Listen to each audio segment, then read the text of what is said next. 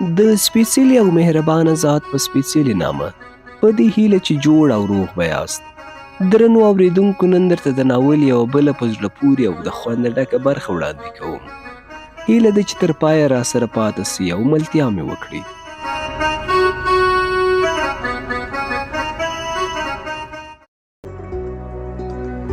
سبا ته مې د کلي د ټولو خلکو سره د خدای پاماني وکړه او په داسې حال کې چې د کلي ملک صاحب د سړک تر غاړې پورې راسره راغلی و.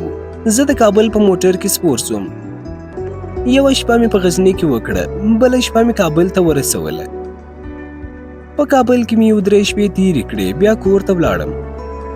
مور پلار او نور خپلوان زما په راتګ زیات خوشحاله سوه. څو شپې مې په کور کې تېرې کړې. خپلوانو ټولو راته وویل، مګر د کوزدې کولو موافقه مې ورسره ونه کړه. 10 شپې مې په کور کې تېرې کړې.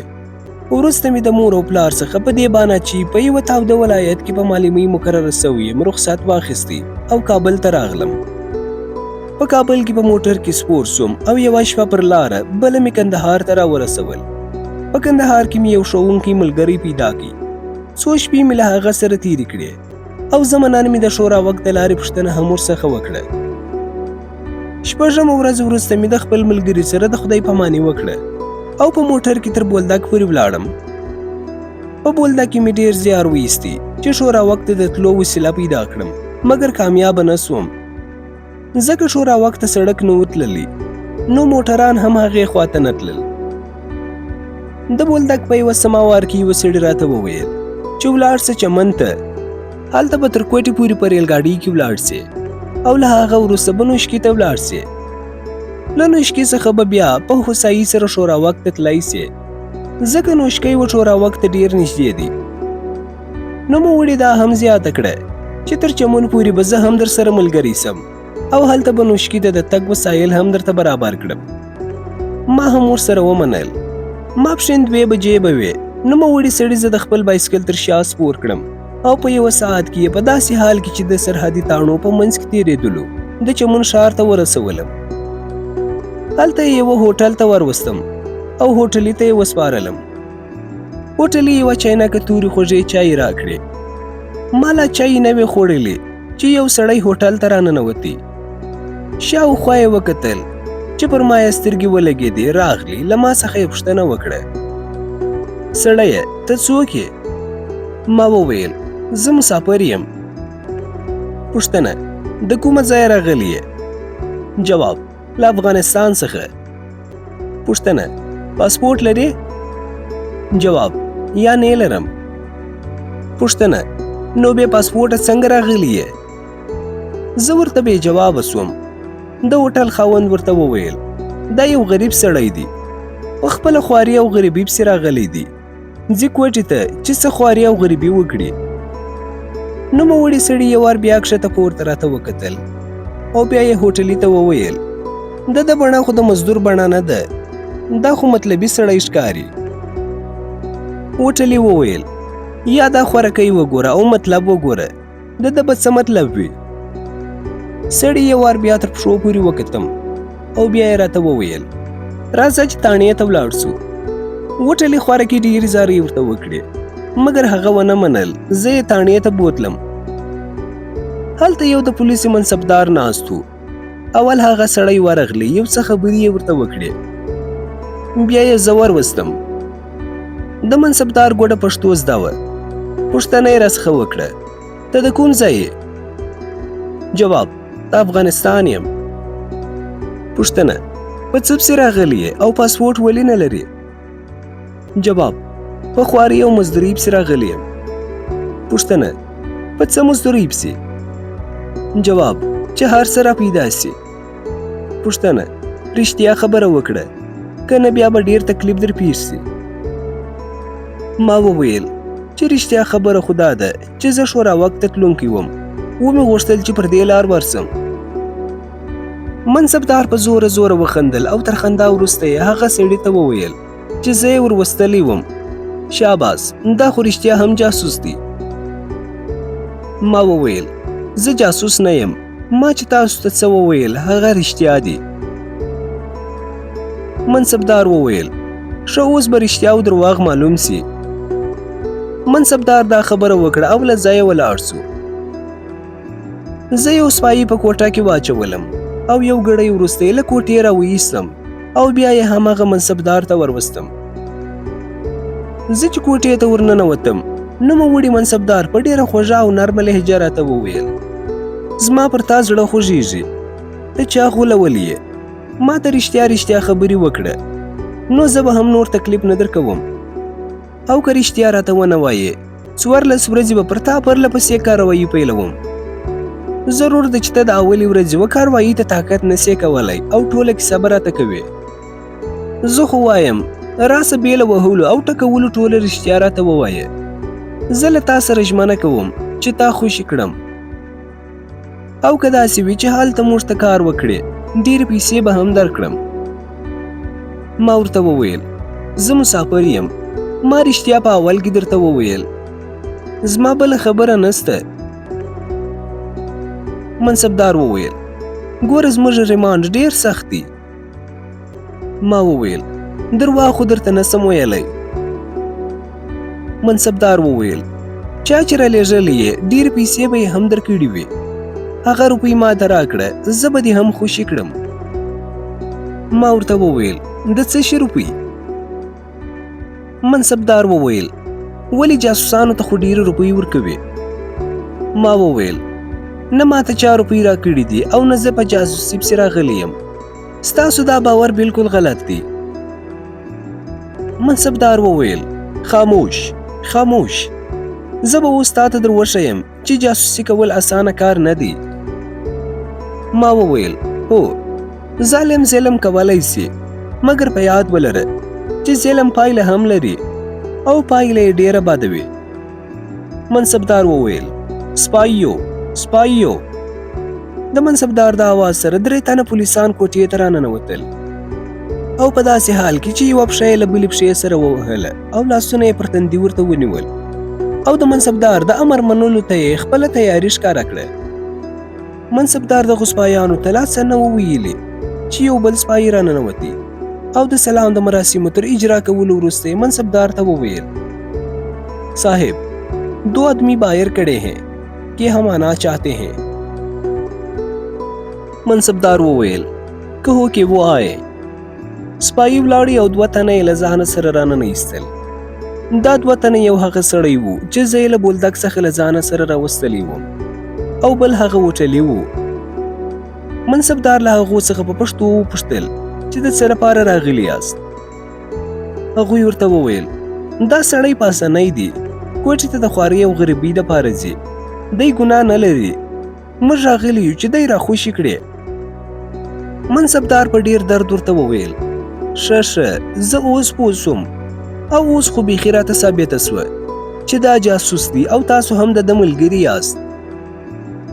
هوټلي وویل: صاحبه دی نه جاسوس دی او نه په جاسوسۍ پسې راغلی دی، په غریبۍ پسې راغلی دی، ته پر ده نور هیڅ حق نه لرې، بیرته یې تر خط تیر کړه. منصبدار وویل: هو، دی له خطه تیر کړم چې ته هم خلاص یې او ستا ملګري هم خلاص یې. ته بېغمه اوسه، څوک چې د انګریز له لاسه وتلي وي، چا چې په انګریزي ښوونځي کې تعلیم کړی وي، داسې ژر نه خطا وځي. زه ستاسو په ټولو سکیمونو خبر وم او اوس خو خدای ښه سند په لاس راکړ. انشاءالله چې زه به تاسې ټول پوه کړم چې پښتونستان څه شي دی. تاسو دواړه هم پیژنم او په دې هم پوهیږم او خبر یم چې تاسو هم د پښتونستان د تاریخ ساتونکي او کارکوونکي یاست. خدای ښه په لاس راکړاست. هوټلي وویل: صاحبه پښتونستان که غواړو خو موږ یې غواړو، په دې خواره کې یې څه، ته دی ولې ځوروې؟ منصبدار وویل: او ښه سو، تاسو خو هغه دی په خپله اقرار کوئ. هوټلي وویل: پښتونستان خو د پښتنو ابرو پر ځای کوي او هر څوک چې د پښتانه زوی وي هغه پښتونستان غواړي. افسر وویل: خاموش، د پښتونستان بچیه، زه به اوس پښتونستان در وښیم. منصبدار په ډېره غوسه له ځایه ولاړ سو او سپایانو ته یې په اردو ژبه وویل: هتکړیالې آو.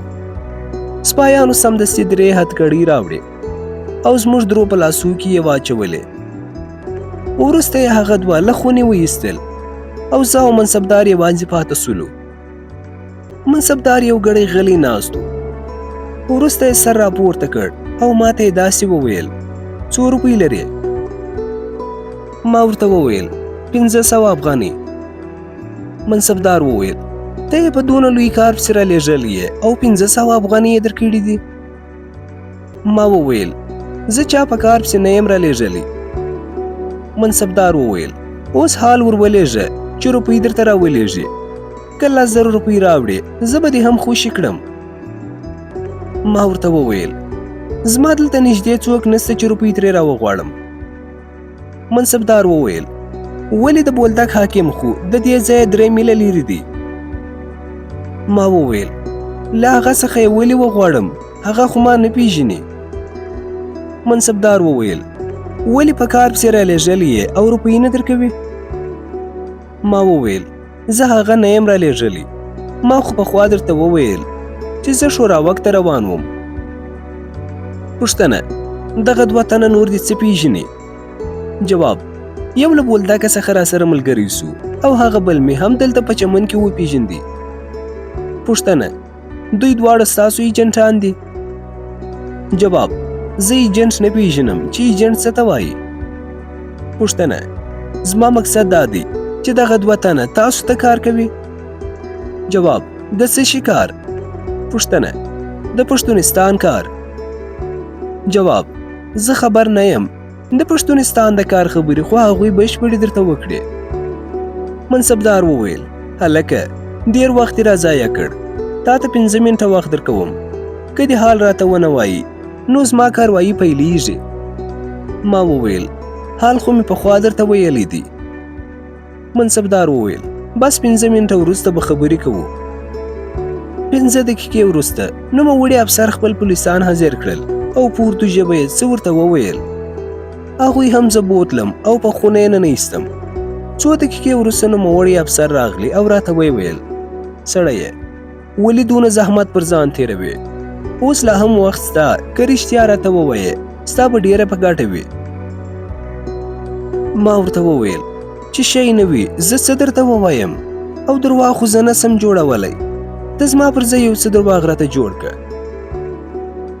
منصبدار وویل ښه دی زه به اوس درواغ در جوړ کړم. وروسته یې سپایانو ته په اردو ژبه څه وویل. هغوی اول زما لاسونه را خلاص کړل او بیا یې د پرتاګه څخه پرته نور ټول کالي را څخه وایستل. تر هغه وروسته یې پر مځکه اوږد وځغولم او په داسې حال کې چې یو مې پر سر او بل مې پر پښو کښېنستی. 2 تنه نور مې یو یوې خواته او بل بلې خواته ولاړ وو. زما په وهلو یې پیل وکړ او تا چې دغه وهلو پر ما څه تیر کړه زه دلته نسم تشریح کولی. زه دغو د انسانیت دښمنانو دونه ووهلم چې بې هوښه سوم. چې پر هوښ راغلم هغوی زه د خونې په ستنې پورې تړلی وم. ټوله ځان مې سوخت کاوه. خونه مې ډېره سړه وه. د زخمونو سوي او د خونې سړې هوا ډېر تکلیف راکاوي. دغو ظالمانو زه داسې په ستن تړلی وم چې هیڅ مې ځان نسو ښورولی. زما پر هوښ کېدو څخه یو ګړی وروسته 2 تنه سپایان چې د لاس څراغ ورسره وراننوتل. یو له هغو څخه ما ته رانږدې سو او چې ویلې ده چې زما سترګې خلاصې سوي او په هوښ راغلی یم. یو څه حیران غوندې سو او ما ته یې داسې وویل خانه څه حال دی؟ ما وویل حال خو تاسو ته معلوم دی د پوښتنې څه ضرورت شته.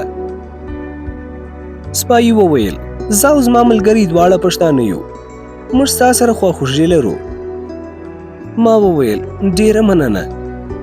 سپایي وویل رښتیا خو دې تر اوسه نه دي ورته ویلي. ما وویل هغه چې رښتیا وه هغه مې ورته وویل خو دا ظالمان رښتیا نه مني. سپایي وویل ګوره ځان ټینګ کړه که څه در سره وي ګوره چې په مرګ هم ونه وایې. ما وویل هغه خیال چې دوی کړی دی هغه بالکل غلط دی. دا ظالمان ما بې ځایه شکنجه کوي. سپایي وویل هغه ستا 2 ملګري یې تر تا بتر کړي دي. ما وویل هغه خواران خو زما په خاطر دونه وځورول. سپایي وویل هغوی په تا ډېر خفه دي او وایي چې هغه خورکۍ بالکل بې ګناه دی. ما وویل ښه دا ټوله خدای تېروي، مګر د ظلم کاسه اخر نسکوره ده. سپایي وویل موږ به اوس لږ ډوډۍ درته راوړو او په دې افسوس کوو چې موږ د دغو ظالمانو له ډاره له تا سره بل هیڅ مرسته نشو کولی. ډوډۍ هم پټه درته راوړو. ما وویل ډیره مننه، زه ډوډۍ نسم خوړلی ځکه زړه مې نه غواړي. سپایي وویل ډوډۍ وخوره، ځکه دغه ظالمان سبا هم تا ته ډوډۍ نه درکوي او ممکن نور دې هم وځوروي. که دې نس وږی وي او دغه کاروایي هم جاري وي، تا ته به خدای دې نه کړي خطر در پیښ نسي. ما وویل ښه که تاسو ته تکلیف نه وي نو ډوډۍ راکړئ. سپایان دواړه ووتل او څو دقیقې وروسته یو سپایي بیرته راغلی او ما ته یې ډوډۍ راوړه. څرنګه چې زما لاسونه تړلي وه، سپایي ډوډۍ په خوله کې راکړه. که څه هم زما ډوډۍ خواته نه کېده، مګر سره د هغه هم دغې ډوډۍ چې په شیدو او غوړو کې ماته سوې وه ډېره مزه راکړه او ښه کافي مې وخوړه. دغه سپایي له اوله تر اخره زما سره خبرې ونه کړې. چې ډوډۍ خلاصه سوه، ما له هغه څخه پوښتنه وکړه ته هم پښتون یې؟ سپایي په ګوډه پښتو راته وویل موږ د پښتون ورور یم. ما وویل پوه نه سوم. سپایي وویل موږ بلوڅ یم. ما وویل پښتون او بلوڅ سره توپیر نه لري، دواړه د شریک دود او دستور څښتنان دي. سپایي وویل هو، زموږ په مابین کې توپیر نسته. په دې وخت کې تر خونې د باندې د پښو اواز سو.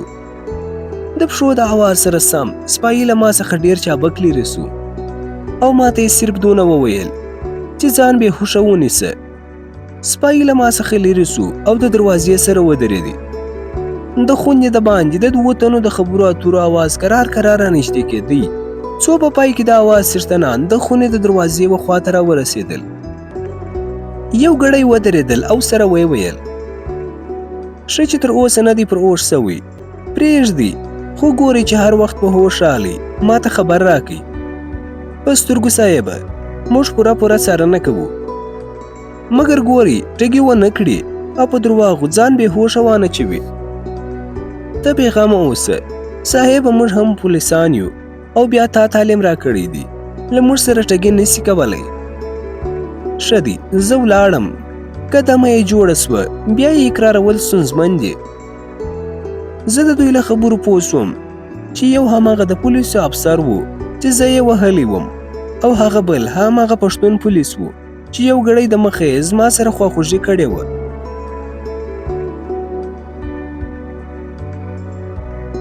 قدرمنو اورېدونکو، د ناول دا برخه پر همدې ځای پای ته رسېږي، په دې هیله چې د خوښۍ وړ مو ګرځېدلې وي. تر بلې برخې د الله په امان.